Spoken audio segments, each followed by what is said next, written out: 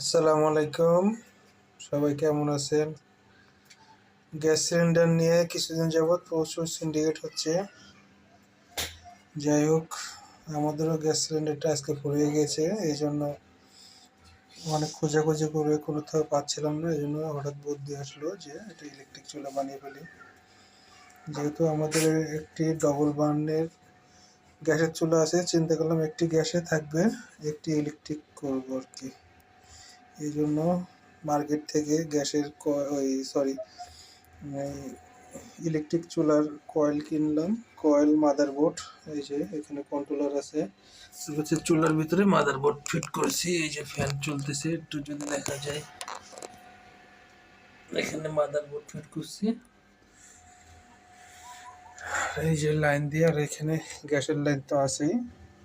Gas plus electric এখন একসাথে দুটো চলবে। যাই হোক, যতদিন আর কি গ্যাসের পরিস্থিতি স্বাভাবিক না হবে এটাই চালাবো। এখানে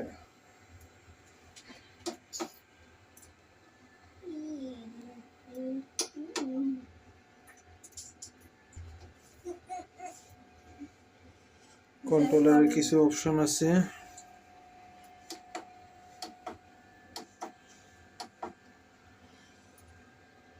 টোটাল আমার খরচ হয়েছে প্রায় 1100 সামথিং টাকার মতো। যাই হোক, আশা করি সবাই ভালো থাকবেন। এখানে শেষ করছি।